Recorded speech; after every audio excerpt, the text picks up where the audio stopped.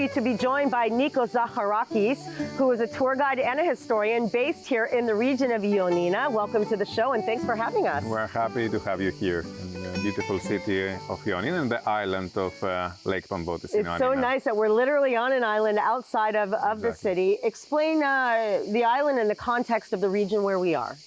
Actually, the island is lying in the middle of the lake, and it's one of the most famous sites of the area. It has an important and interesting history, since on this island we have, even nowadays, 7 monasteries, 7 Byzantine monasteries, and also a small village that was inhabited hundreds of years ago.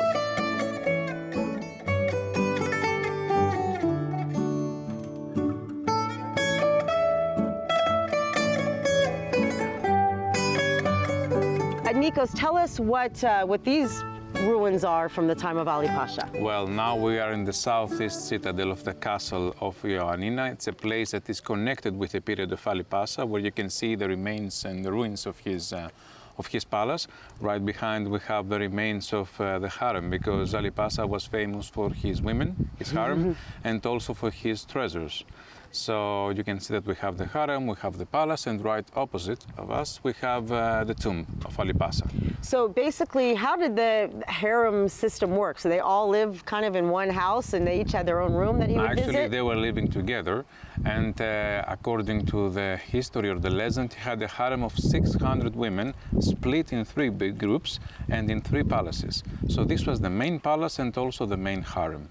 We don't know how many women were living here, but they were locals, and there was a system that was providing him with the best and most beautiful women that were coming from the wider area.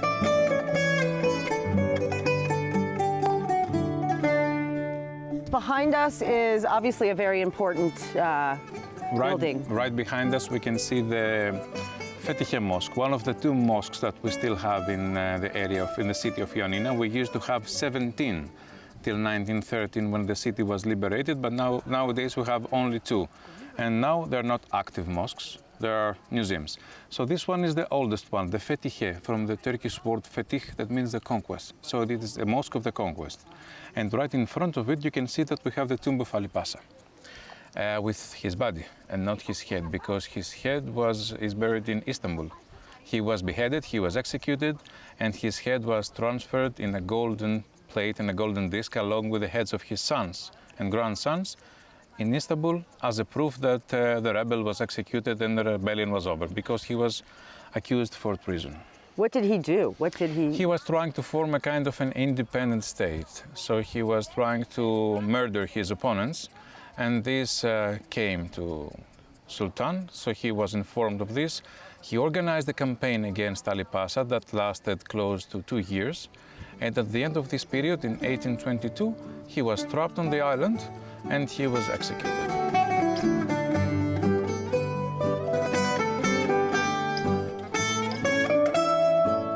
Hello, Fotis Rapakousis. It's nice to meet you. Welcome. Thank you. I know you are the manager of the Museum of Ali Pasha. Explain what these items are that we see. Είναι μια προσπάθεια. It took a lot of effort, around 40 years now, by me and my family to collect these precious items from different places outside Greece and bring them all back here. Ελληνικά κοιμήλια.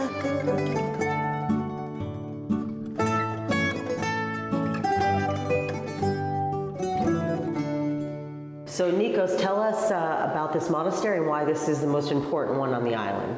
It is the most important because it is the oldest. It dates back to 1291. And the frescoes that we can see on this monastery date back in the period between 1530 to 1560, and are attributed to a specific school of art that we call the School of Art of Northwest Greece. Now, the frescoes that we're seeing are unique. I know that you mentioned something even in the entrance, that they even depict the Greek philosophers. We have a quite rare depiction of the ancient Greek philosophers. And why is this? Because they are honored as prophets that spoke for the one unknown God before Christ. But they were not baptized, that's why they missed the hail around their head.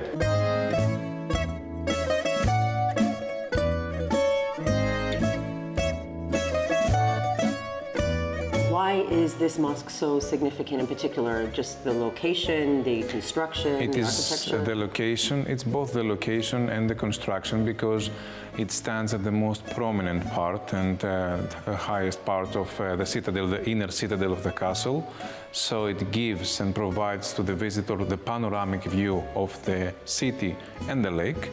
And at the same time was at a close distance from the Quranic school. You have to take into account that this place was used as a mosque even after the liberation of the city, because the city was liberated in 1913. So for an intermediate period, there was still a Muslim minority in the city. But after the signing of the treaty, they had no other choice but to abandon the city, to leave.